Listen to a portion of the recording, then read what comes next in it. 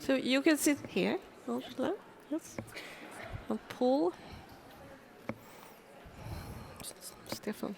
Stefan. Yes. So, welcome to this premiere talk. We have 3 modern classics, ballet classics. We're looking forward to it tonight. And I'm sitting here with 4 of the most important people behind this evening. So we have Nicolas Le Riche, the artistic manager of the Royal Swedish Ballet. Angelin Preljocaj, who is choreographer of Noces.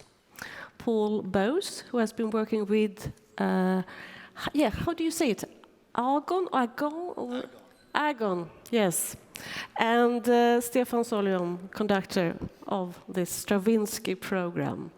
And my name is Katarina Aronsson, and I'm dramaturg here in the house. So please give my guests some applause.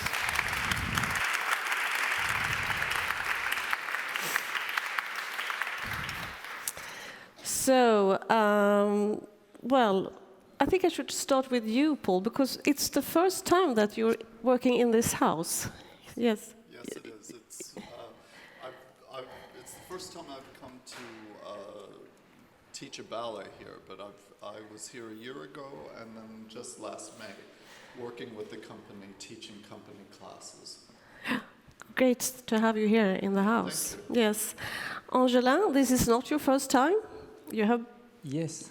No. Now you're lying. No, I'm lying. No, it's true. No, this is, I think, the 3rd time. Yes, the 3rd time, yes. Yeah. So you have your own company in Aix-en-Provence? Yes. So traveling all up to the north. So you are coming to Stockholm and this cold, dark north. I mean, it's just not as nice as no, the weather is nice and the light is beautiful. Okay, good. Yeah. And Stefan, also very happy to have you here again. Thank you. I've also come from the south. Yes, not so much, not southern Europe, but southern Sweden. Yes. You have been conducting opera quite a lot, ballet also, some years ago. But how is it to conduct ballet compared to opera? Much different. Much different, I would say, because mostly because I know singers much better than I know dancers. And it's a completely different way of thinking. When you want to help a singer get through something, you need to think in one way. When you want to help a dancer get through something, it's different. It's different.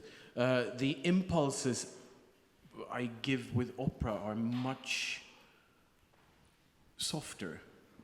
And I have a tendency to let things take their time, the time that they take for people to play together. And here we don't have that luxury, because if we start listening too much to each other and, enjoying ourselves too much in a nice chord, people will fall down because gravity. Yeah, you have to be very strict with tempos and so on. Nicolas, it's your night, we could say, because you have put these 3 pieces together. So please, tell us, how did you think about the combination of these 3 ballets? Well, I must say that first I've been inspired by the talent of all those people, starting from Stravinsky, going to, if I go by order in the evening, going to Angelin Preljocaj, and then Georges Balanchine, and then Maurice Béjart. They are such an inspiration, I would say, and their work are so strong. They have such an impact on the eye, on the heart, but also in your head. And they are so different as well. So I was very interested into showing 3 faces of Stravinsky in that evening, 3 different periods of time, and how 3 different choreographers have worked together with those scores. And you will see, there is such diversity. It's completely amazing. And then you discover the dancers, which we used to call company dancers. So we look at them as a group, and you will see that they are so different, and they have so many ways to express themselves, thanks to the vocabulary which has been developed by 3 amazing choreographers. So it's mostly the strengths and the consistency of the works themselves which has inspired me. The evening starts with Noces, and Noces means wedding. And you have this title, and you have also a chorus and soloists on stage singing a text. But is it really a story? How have you related to this, the text and the theme? I think what we hear in the music is really close to the theme, but in the traditional way of wedding in Russia. And there is something dramatic in this wedding, because, for example, in France or maybe here in Sweden, the wedding is very joyful, huh? But there is something in Russia very sad in a certain way. We don't know why, but if we think a little, we can find why. No. And you know, my parents are immigrants from Albania, and they arrived in France just before my birth. And I saw a lot of wedding in the Albanian tradition, and including my sister's wedding, and it was done in the tradition of wedding, which is not far from the Russian version. The ritual of the wedding in Albania is connected to the rapt, kidnapping. Mm-hmm. Yeah. Then the family of the guy come with gun and really like it's John Ford, yeah. Mm-hmm. Okay.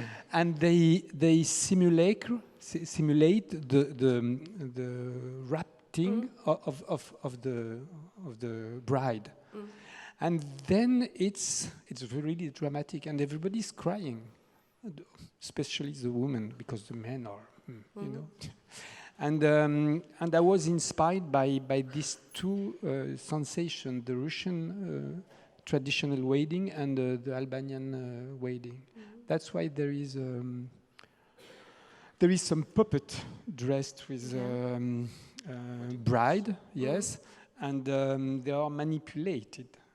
But because I think on the tradition and in old times, the bride was always a money exchange between 2 families. It's kind of deal, and she's just from here you go there because it arranges everybody in the tribe, you know. Mm. And this is why I put this idea of puppets. Throwing from one to the other, and voila. And the music is so powerful and so strange, because what you hear is so wild and brutal, but if you see the score, isn't it? It's really right as a cathedral, you know. Everything is so precise, net, fixed. Really something, a construction, completely, a mind construction, incredible. But what you hear is a kind of brutality and wildness, and yeah. I think you can see sort of the score also on stage, because you can see also a very clear structure. 5 female dancers, 5 male dancers, 5 benches, 5 dolls, and it's all very clear, sort of, and at the same time very physical and, as you say, violent and everything. And I studied the score very, very long time before to start. Yeah. And yeah. So could you say something about the music? It's quite a strange set of instruments actually together. Yeah. Yes. It's a strange set of instruments in as far as it was then. Then Karl Orff heard this and thought it was wonderful, so he stole it for Carmina Burana. So tell the audience the instruments. Yes, we have 4 pianists, 4 grand pianos. We have lots of percussionists. We have a chorus, and we have 4 solo singers. It was supposed to be. He wrote this after the Rite of Spring, right? And the Rite of Spring has a huge orchestra, and he wanted to write this for an equally huge orchestra. And then he changed that, and then he changed his mind again. So this is the final version because he thought the pianos are equal in sound and mechanical enough for the purpose. So that about that. Yeah. It sometimes almost look as if it's dangerous for the dancers. It's so they are flying in the air, but it is absolutely breathtaking. Yeah. I mean, we can say it. But I hope that you will be in that kind of emotion. I'm sure that you will be. It's so impressive. The next piece is Agon, and this is a piece by George Balanchine, and he created it together with Stravinsky for New York City Ballet. And you, Paul Bose, you have been working with Mr. Balanchine yourself. So please tell us, how did that start? I mean, Stravinsky, I'm not sure what year he died, but it was in 72? It was, I'm not exactly sure. No. 71, you have to Google it, yes. Yeah. But I joined the New York City Ballet after Stravinsky had died. And Balanchine had a long relationship with him that started before Balanchine left Russia, though he had never met him. Balanchine choreographed ballets to Stravinsky music before he left. And Diaghilev introduced the 2 of them. And the first piece that Balanchine choreographed of Stravinsky was Chant du Rossignol. And he choreographed it on a young woman named Alicia Markova. And she was 14 at the time, and she played the role of the Rossignol. And from that moment on, the 2 of them became very good friends, and they collaborated on many productions. Yeah, and you were a dancer in this Balanchine company. So how was it to work with him? We called him Mr. B, and he was something between a general and a dictator. I mean, okay. He was very much in charge, but he was gentle. Mostly with the women, he was gentle. With the men, less so. He wanted his women to be put on a pedestal, and that was our job. And it was something that we learned to love, but the process could be difficult at times, not just from him, but from the women. And he taught class every day, except if there was something keeping him from teaching class. He was very hands-on, and when he walked into the room, it was really, in a way, it looked like, oh, Grandpa's here. You know, sometimes his shirt would be hung out, and and he would just come in, and he taught class like a conductor. And everything was, he would give it a combination, something that he wanted us to do, and he would raise his hand, and as soon as the hand went up, we were ready to go. So he really treated us as an extension of the orchestra, and everything was from the beginning of the class to the end of the class, a physical lesson, a musical lesson, and a philosophical lesson. Once he said, oh, dancers are the only people who can have their cake and eat it too. I don't know if that can translate, but, and I thought, oh, what's he talking about?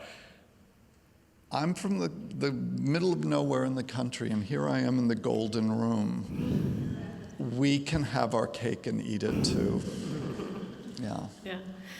This piece is also, we talked about the score, it's a completely different music, very, very different. But it's also very clear and structured in the choreography and everything. I think it's 10 dances, isn't it? No, 12, sorry. No, the magic number is 12. 12, yeah. 12 tones, 12 dancers, and 12 movements. So you can't talk about a story in this ballet, can you? Or? I'll quote my boss. The minute there's a man on the stage, and the minute there's a woman on the stage, there's a story. Okay. So what does it mean for the young dancers in the company to work with balancing choreography? Because it seems very sort of like etude or something. That's the impression. You really have to be very precise in the movements and so on. Yes, I think that for the dancers, this evening is a big challenge because the vocabulary proposed either by Angelin or Mr. B or Moïse Béja are so diverse. So they are diving into a universe. So they are actually speaking another language, but they have all the same background, all the dancers in the company. So it's really like going into an adventure, a journey with the choreographer. It's working how they are listening, understanding, and how they make themselves words which have been thoroughly thought through from different choreographers. And I would like to quote also Balanchine, maybe, because of this evening. I think he has said, music must be seen and dance must be heard. He said, see the music, hear the dance. And this is actually one of the purpose of tonight's evening. I think those three amazing choreographers have really made this statement super strongly. Yeah. 12, you said that the perfect number is 12, yes. And it's also 12 different dances, or what you say? 12 tones. Tones, 12 tones, yes, but also 12 dances in the score, isn't it, Stefan? I mean, and it's based on 12-tone technique. Yeah, and yes. also I also thought about the old French Baroque dance suites. Yes. But what have they got to do with 12? That is beyond my... No, I just... it's a very strict form here that in French Baroque you have all these suites, and you can hear it also sometimes in the music, quotation from Baroque music. Yeah. You have that. I mean, it's Stravinsky when he's old, right? And it's Stravinsky when he's found his safe haven in old forms. As I understand it, Stravinsky came across a dance manual from the 1600s, and he was inspired by that because he saw these dance forms of sarabande, gaillard, bransle, these different ancient forms of dance, and he felt, and you will hear these instruments, these wonderful, wonderful instruments that you rarely really hear in orchestras, and he uses them, and it is indeed very Baroque, and but it's Stravinsky being Baroque, and it's really quite extraordinary. But they play with things in the most extraordinary way musically, which you will hear. It's a really, if I may say so, it's a really frustrating piece in one way as a musician because the orchestra is big, It's not as huge as in the Rite of Spring, but it's a big orchestra, and this big orchestra never gets to play together in the whole piece. It's witty, marvelously inspiring instrument combinations, and there's a mandolin, which you were referring to, I'm sure, and strange double bass harmonics that sound out of tune because they're explicitly written as natural harmonics that are out of tune. And it's full of these little gems that if you sit at home reading the score, you're so happy. And then you realize, sitting in the orchestra doing this, it's all about counting the rests. It's all about knowing when to play boop, because you sit for long amounts of time waiting for that. So in one way, it's very frustrating. Yeah. But it's also hypnotic in that way. I like this music very much, and I think it's a very good idea to put it in the middle of Noces and Le Sacre du Printemps, because the evening ends with this masterpiece created by, as we have talked about, Maurice Béjart in the 1950s, 59. 59. Yes. In Brussels. Yes. And we did it here at the Royal Swedish Opera, this production in 87 or something, because Béjart, he had some Swedish contacts. He knew Birgit Cullberg, and he was here. Yes, actually he has danced with the company, and this is how he has discovered expressionism when he was in Sweden. Yeah. And in the 50s. And this is where also he has discovered Stravinsky, and when he has first started to choreograph on Stravinsky music. Mm. Thanks to Sweden. Yes, here we have 3 dancers, 3 choreographers, and what can we say about Béjart? I mean, what kind of relations do you have? Why was he such a great choreographer? It has to be strong, it has to be simple and strong. That's what he used to say. And I think this is what you can see in his interpretation of Rite of Spring, actually. Yeah. What would you say about? I think he brought a lot of people to the dance, because he did things very popular, but in a good sense, obviously. And this is very important for dance, because it makes dance something more universal, more rich also.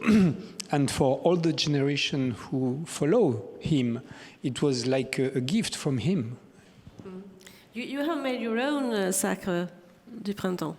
Yes. A completely different choreography. Yes, I try.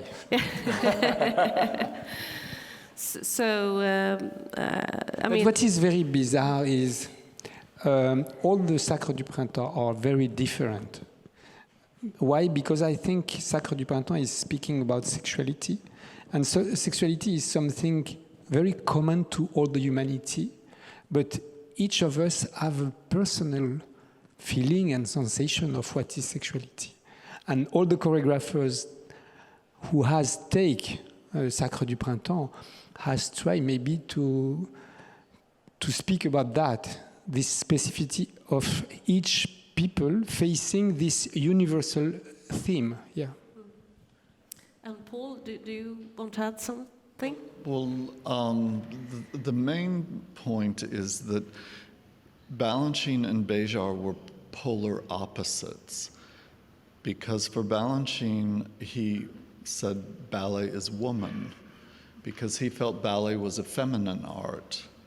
Béjart felt completely differently, which you will see in Sacre du Printemps. It is primal, but it's primal from a male point of view, is how I see it. So it was during the time I danced, Béjart was at the height of his place in time, and so was Balanchine. But they were indeed polar opposites. Yeah. And what can we say about this music masterpiece? Yeah, what can we say about it? It's big. It's quite big. it's not the biggest piece that ever written. It's not the most difficult piece ever written, but it has a sort of myth about it to be excruciatingly difficult to memorize and to conduct. Of course, it's a piece that's been with me since I was probably 13 or something. So it's or even earlier than that. It was the first score I ever bought. So. To me, when we in the second intermission, I can feel, thank God, we're finally here. Now I can just relax and do Rite of Spring, you know, because both Les Noces and Agon is for me as well as for everyone involved in making the music extremely hard on your concentration. Because also we know the Rite of Spring. We've played the Rite of Spring for a while now. We know that. We hardly ever play Agon, and we hardly ever play Noces, right? So even though, of course, we concentrate in the Rite of Spring, we can also relax a bit. But that is not the case in the two other ones, so yeah. And strangely, we have to remember that Rite of Spring, when it has been created, has been a massive scandal. Yeah. Today it's considered as a masterpiece. Yeah. Very popular masterpiece. I like to think about how it might have sounded in 1913, because these days we are used to playing in those extreme registers as he wrote back then. The beginning of the bassoon solo in the beginning is not really very high for a bassoon today. Everyone is expected to be able to play that today, but back in 1913, I can imagine that must have sounded horrible. So I've never really been surprised that it was such a scandal back in 1913, to be honest. But also, I think that the way ballet companies are run, and back then, they only had a few rehearsals because they could only assemble the orchestra for a certain amount of time because ballet companies didn't have a lot of money. So, and Diaghilev was famous for not paying people. So, you know, it was I'm sure that it wasn't how Stravinsky particularly wanted the score to sound, but it was the first time it was played. Now, correct me if I'm wrong, but didn't it premiere actually outside of the ballet? Because I seem to, maybe I'm wrong, but I thought that it premiered outside of the ballet, and that was a sore point between Diaghilev and Stravinsky, because he premiered it actually as a concert piece. And Diaghilev was furious because he wanted to take the credit for it. And Stravinsky said, don't worry, I'll compose something else for you and make you happy. Now, tonight we will have it all together, happily, dance and music together. So thank you so much for talking to us. It feels like we could sit here and talk longer, but I think this is you all. Stefan, you have to go and also. I have to go change my clothes. Yes, exactly. Yes. So thank you so much, and thank you for coming here. Thank you.